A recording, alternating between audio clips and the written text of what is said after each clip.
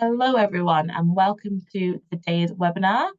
We will be focusing on the MSc Real Estate course, and we are joined by our course director here to talk you through this. So what we will do is we'll give you a little bit of a breakdown of how the session is going to go, and then I'm going to hand over to our guests, Sotirios, Thanos, and Mark Shepherd. And then there will be some time for questions and for the Q&A. So please do pop any questions you do have in the chat and in the Q&A, and my colleague will be monitoring that. So please do ask any questions that you may have. So we will start with Sotirios and Mark, who will speak to you about real estate course and the RICS qualification. As I mentioned, we will then head over to the audience Q&A, and then there will be a little bit of time for me to talk about the course overview, some fees and funding, and a little bit of contact information. And I am who I should have started with. I'm Tegan. I am one of the course advisors for the program. So after this session, if you do feel like you want to speak to myself, you will be able to get in touch with me, and I will share more details on that. But for now, the main people that you're here to speak with are Sotirios and Mark. So I'm going to hand over to Sotirios now. Thank you. Hello, everyone. Thank you for coming to this webinar. We are very happy to present this program and explain all the details. And the structure of the presentation will start talking about the team and who is going to deliver this program. And this is followed by the structure, what kind of courses, units you will be taking, what are the options, what is in each of these units. Then Mark will talk about RICS qualification, and then we'll go to questions. So next slide. Yes, I don't like to talk too much about myself. So I'm the program director, and I've been Manchester for about 10 years now, and I have interests in real estate, urban economics, and quantitative methods. And yeah, I will be leading the academic part of the degree. Next. So you'll be happy to know that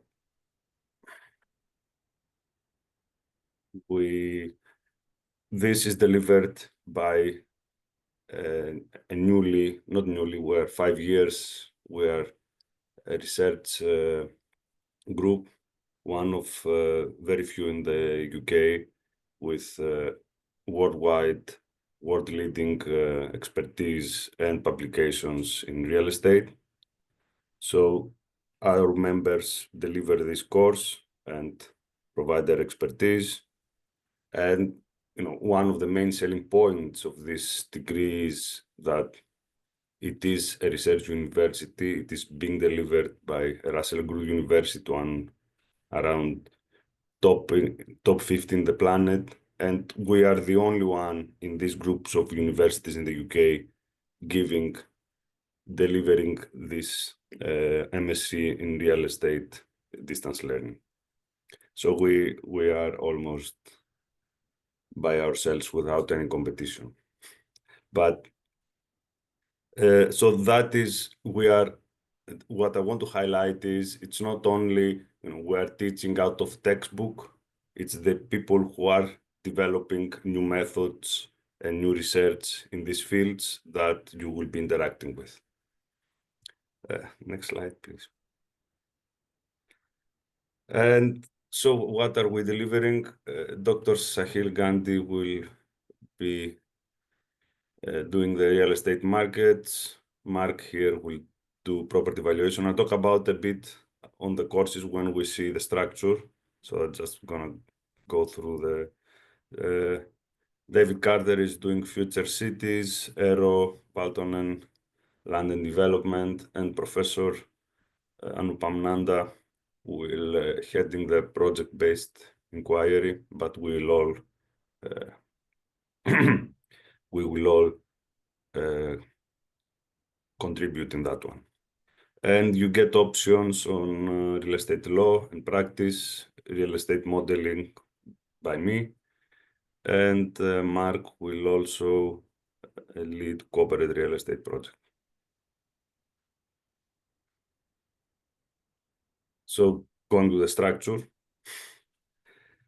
So we start in block 1. In the beginning,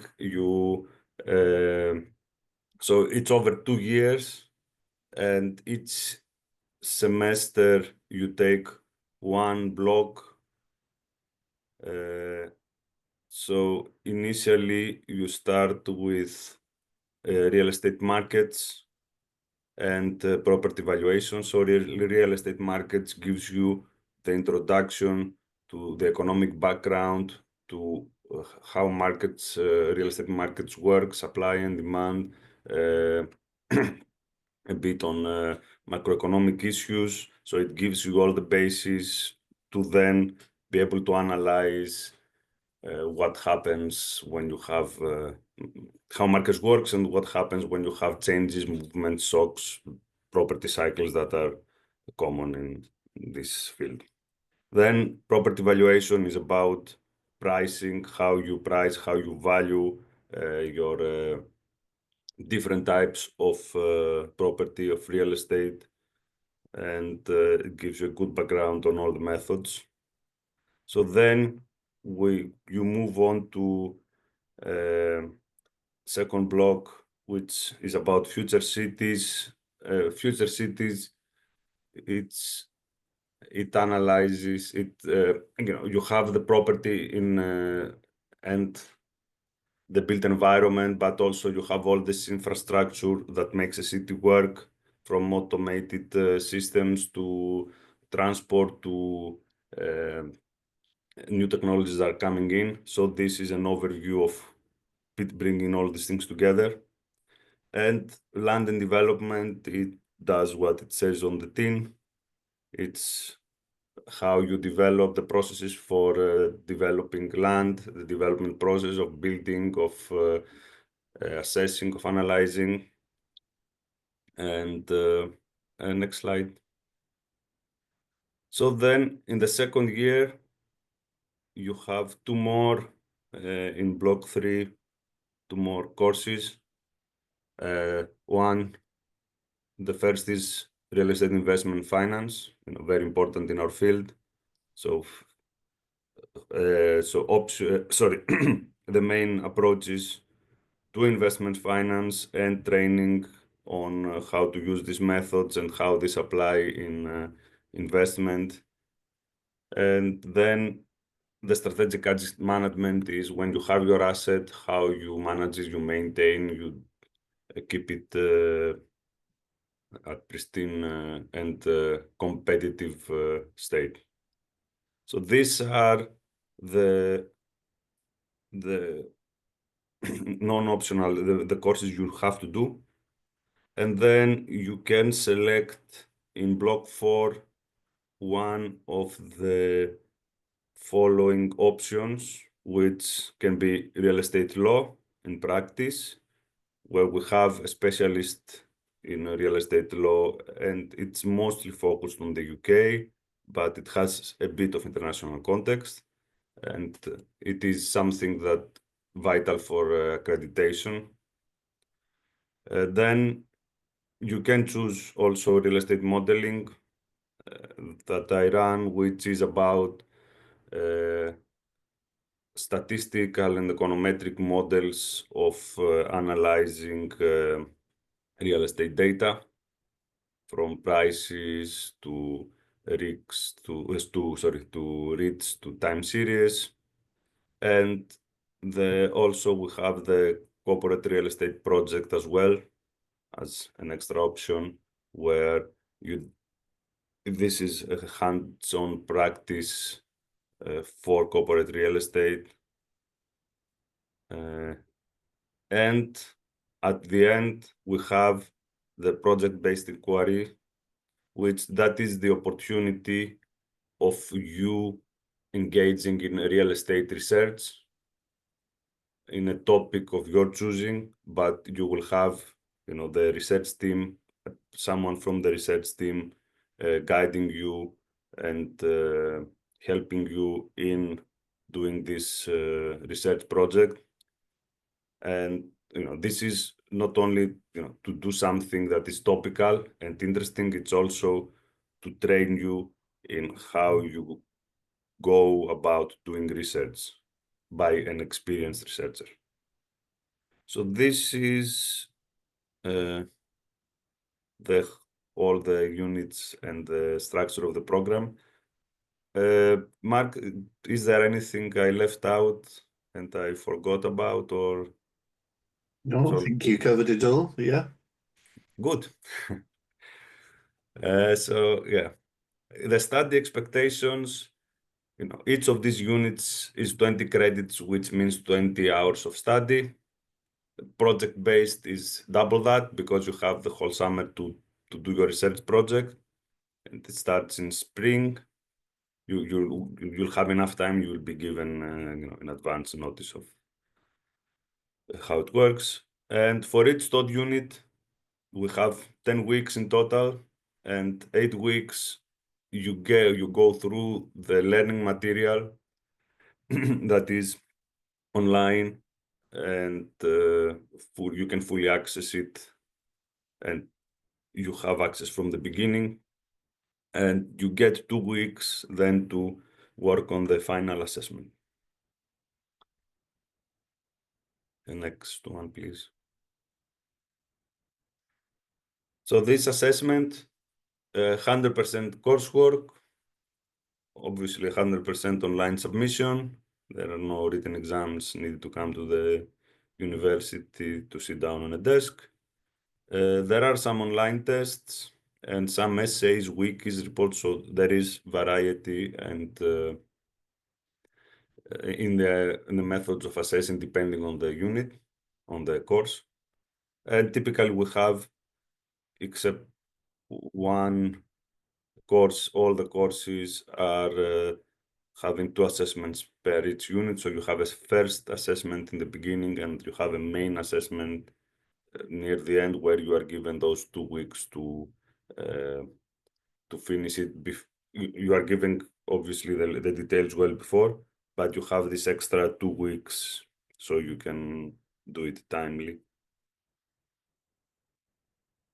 And as I said, the project-based inquiry is the opportunity to manage and conduct your research, which is related to real estate, but it's not, there are a lot of things that are related to real estate, so it's not like a very narrow. You have a range of options and choices. It's a 10,000 words, and yeah, you get support via tutorials, and you get a supervisor who is a researcher who is helping you do this.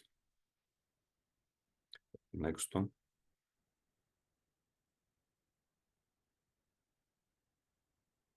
And we now pass to the RICS qualification, which Mark will detail. Thanks, Sotirios. Okay, so alongside the academic qualification, you have the opportunity to study for professional membership of the RICS. So could we have the next slide, please, Tian? Thank you.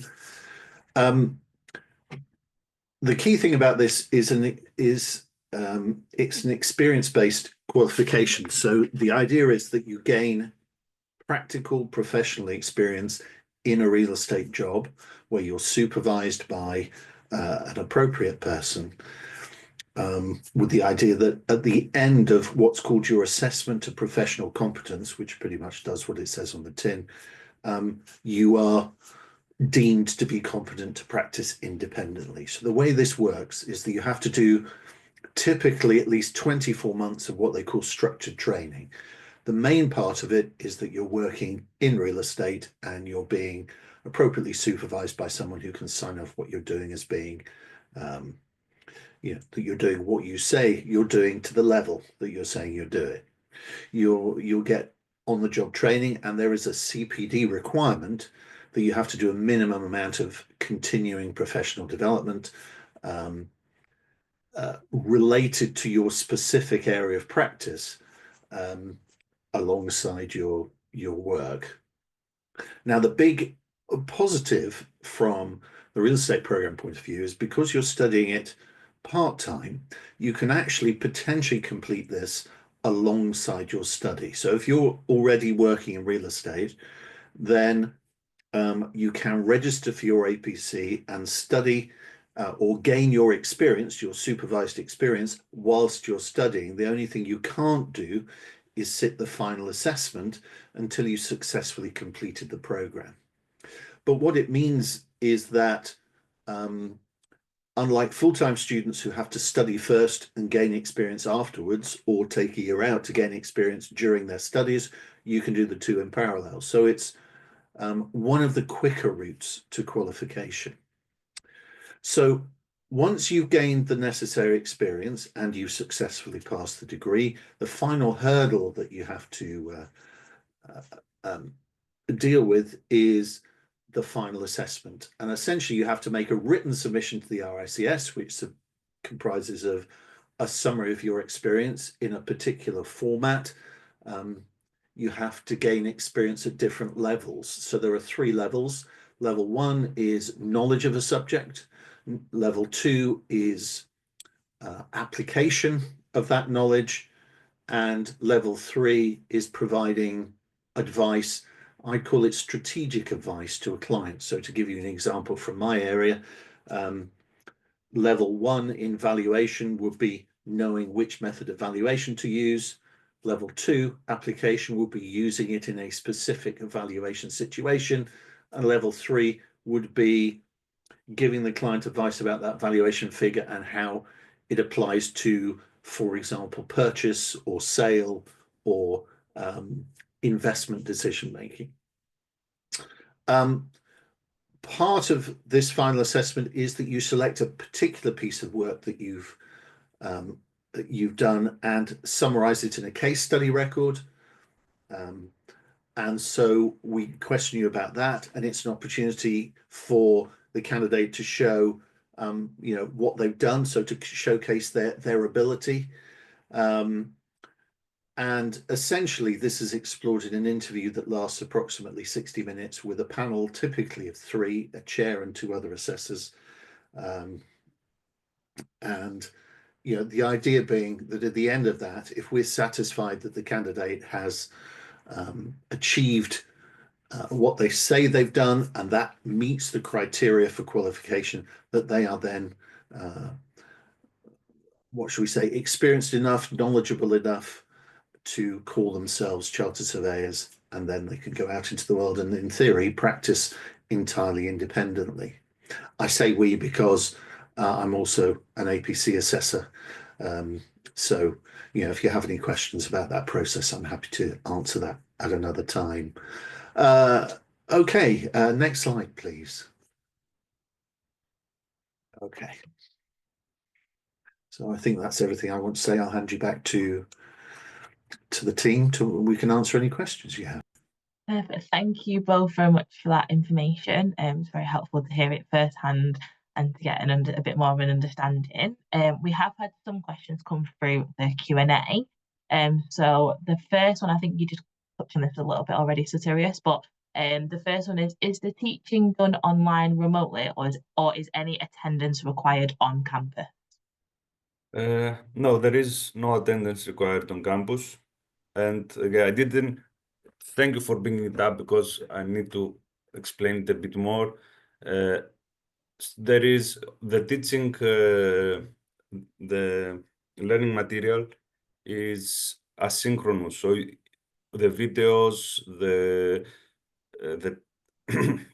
the quizzes, the text, everything, the links, everything is there, and you can access it at your own pace. I mean, we recommend that you go week by week, but you might go 3 weeks in a row and then stop it depending on your timing. So there is no, it's very flexible in that way. You have 8 weeks of learning worth of learning material, which you can do at your own pace, and you don't need to be in campus or near the university or anything like that. Thank Thank you very much. I think we've had another question that's a bit similar, so I won't go into the full details of that one, but one element that they did say is, are there any live classes at all, or is it No. completely asynchronous? It is completely asynchronous. There are no live classes, so there isn't anything that you can miss. But there is, for each unit, you have some contact, and you can have synchronous meetings with the course director to answer any queries. There are some setup times for this kind of thing. Maybe for assessment, each unit is a bit changes a bit, but the main thing is that you get to have a synchronous meeting with the academic lead of each unit when on specific times, or when if you arrange it outside. But yeah, you are not required to anything else, any other timing except the assessment deadlines. Perfect, thank you. I think a few people had that question, so you've covered that for a few people. We've had another question that says the fees are £17,500. Is this for the program in total or for each year?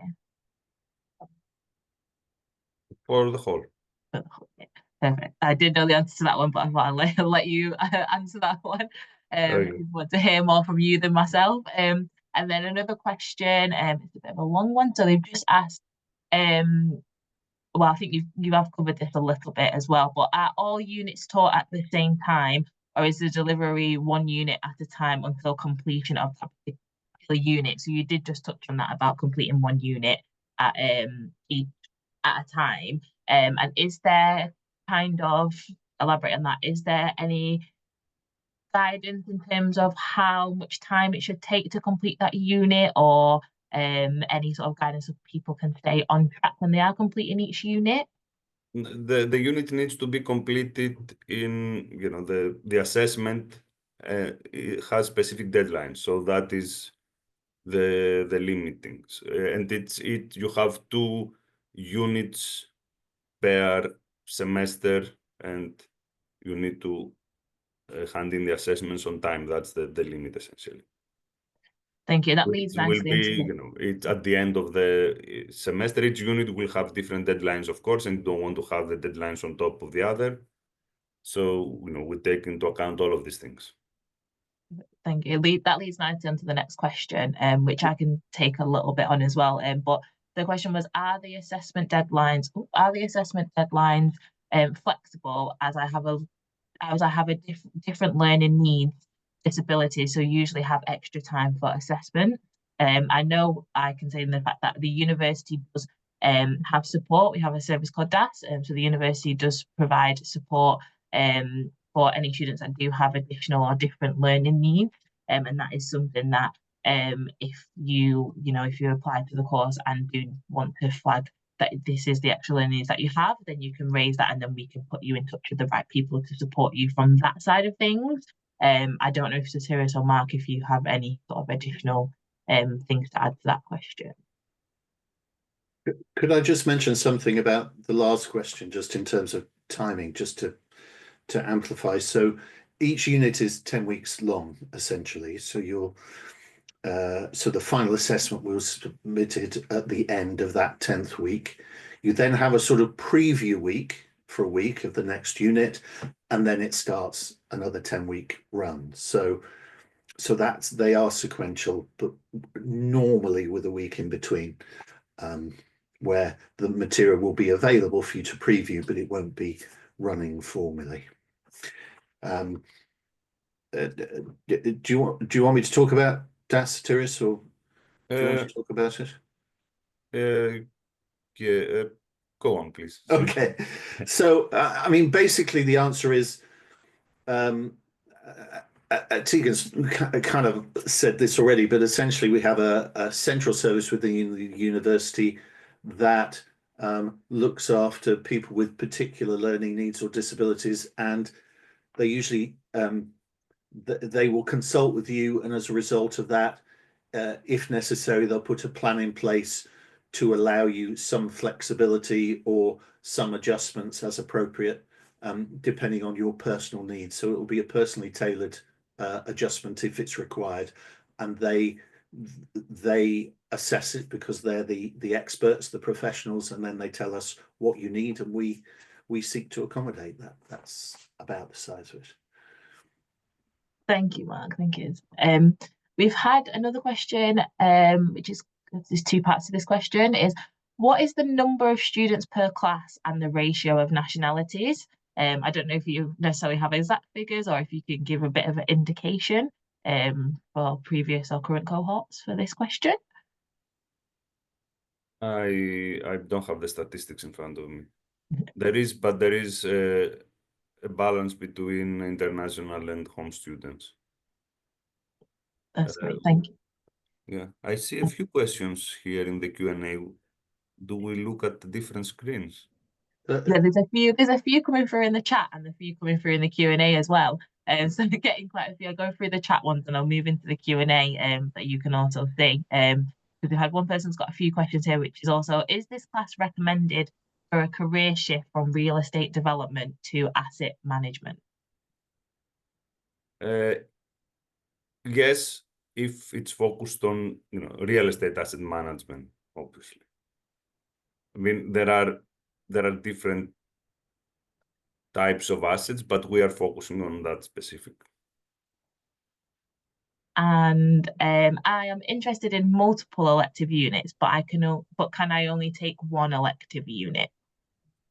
Yes, because there are certain requirements we need to keep in time, and certain number of learning hours. That is limited by the structure of the degree. And then I think the last question in the chat before we move back over to the Q&A, this person's had quite a few questions, which is always good to see, is what is the acceptance rate into the programme? And I can say myself, you don't have the statistics to hand to answer that. I don't know if Mark or Sotirios, if there's anything you can give towards that question. But in terms of actual statistics and numbers, we don't have that to share to hand. Yeah. We expect that if people get, sorry, when the requirements are met, we typically, unless there is a rush and we hit our limits, we typically accept. Thank you. And then I'm going to move back over to the Q&A because I think you should be able to see as well, a few questions have come through there. So we've had a question, is there any reference to or units which revolve around global real estate, not just the UK?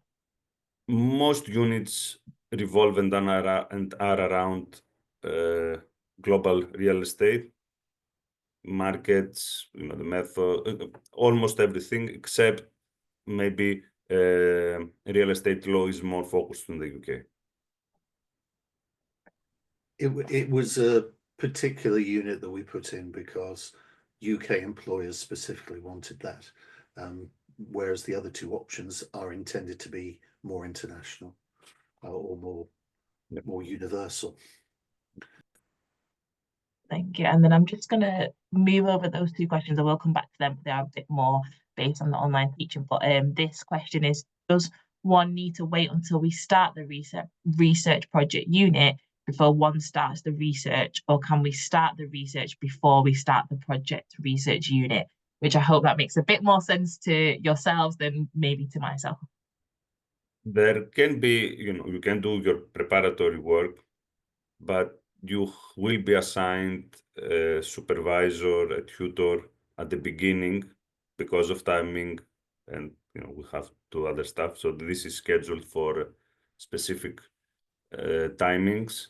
But you can work on it, but also we need to be careful because there are ethics, there are data challenges. So you cannot be starting and collecting data before we go through the processes that we need to go.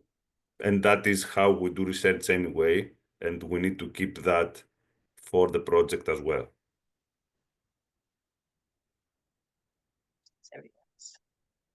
Another question has been, will there be opportunities to visit guest lectures in person which are related to but not compulsory for the course?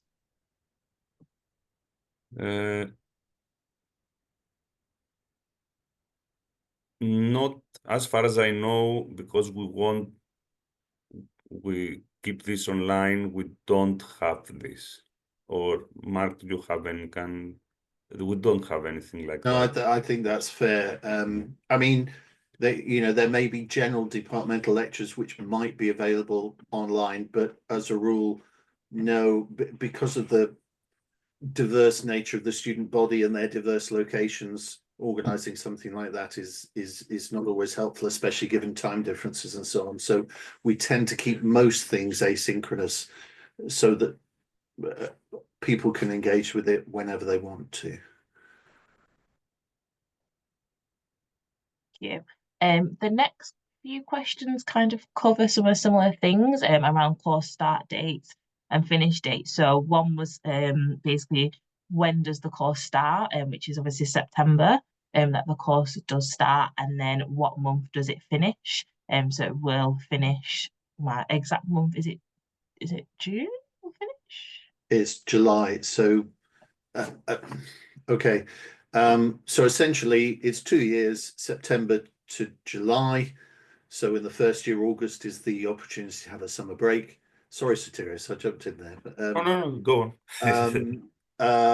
So the last submission of the research project is typically at the end of July, although formal graduation isn't until November. So it's 2 years essentially, but September to July, and then formal graduation ceremony in November.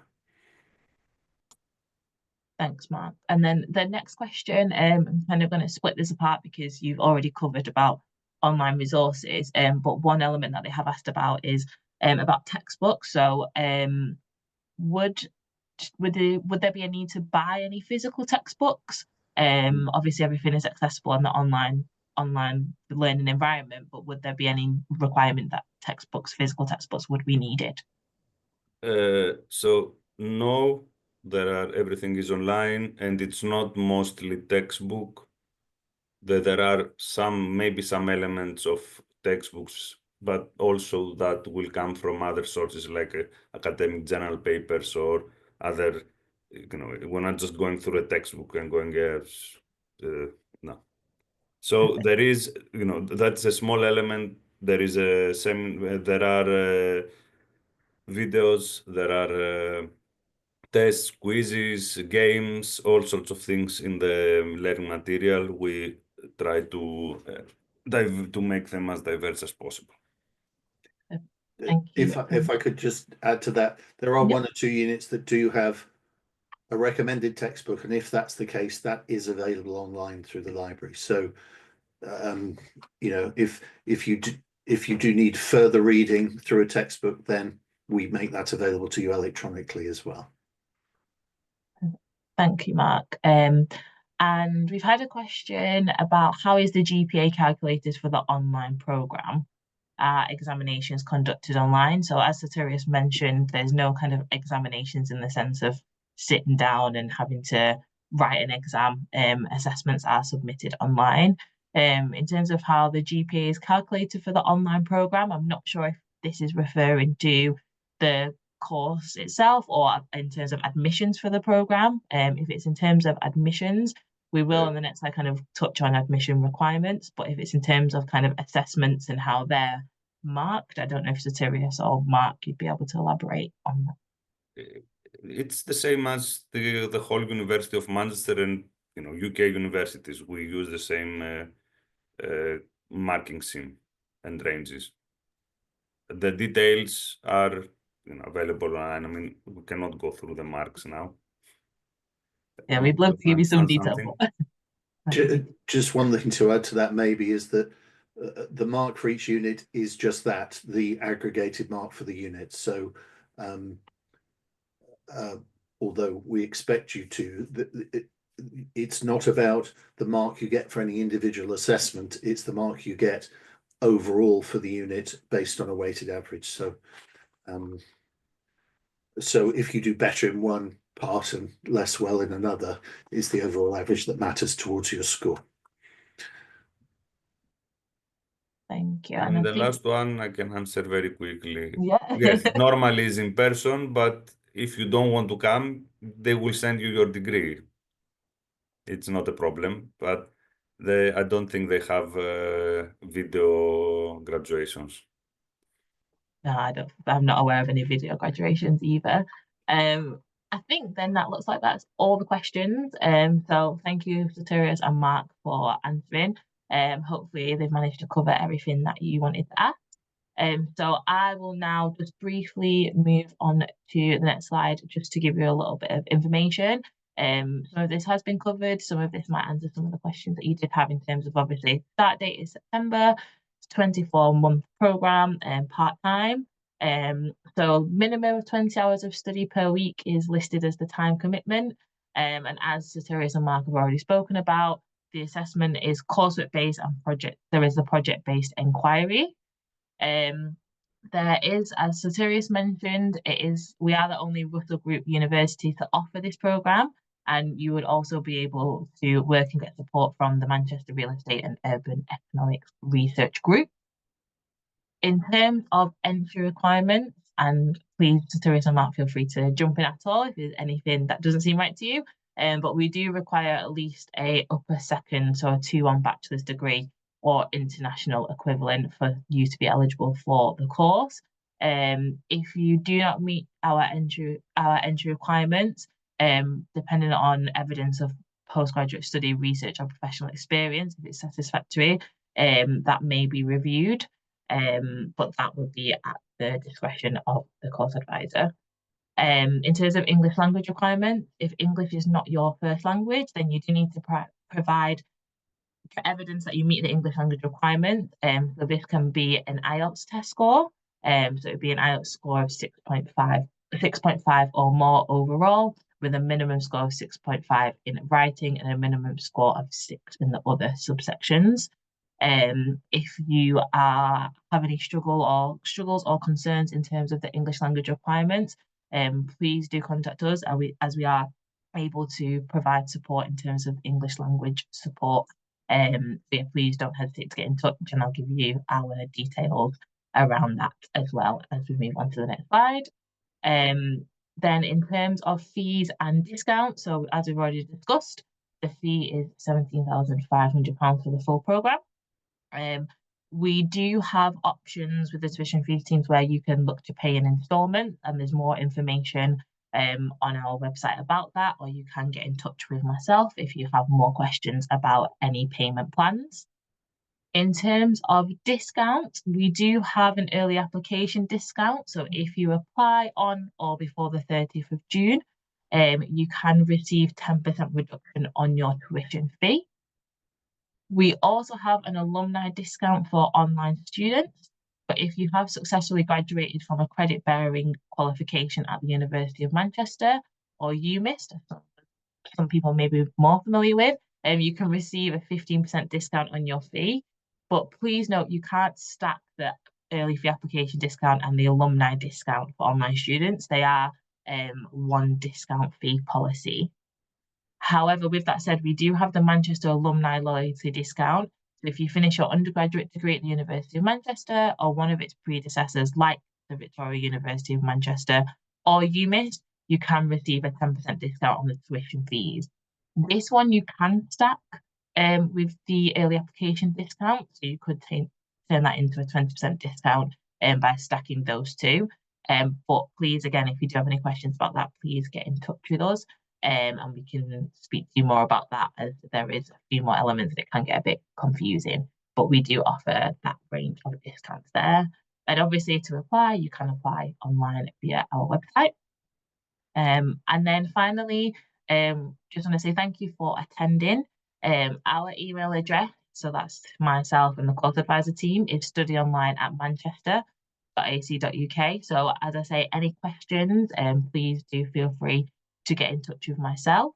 If you want to set up a consultation and you want to have a chat with myself about anything that's been discussed or any other things that you may have wanted to ask, please do. I'm also now, hopefully you should be able to see a poll, just a short poll, which has got 3 questions on there just for a little bit of feedback. And also you can indicate on there if you would like to book a consultation following this webinar. And as always, we do have plenty of information on the website that you can get in touch with us if you have any other questions as well. But aside from that, unless there's anything you wanted to add, Sotirios or Mark, thank you very much for joining. Thank you to Sotirios and Mark for taking your time out to be here today, and we hope you found the session helpful. But thank you, everyone.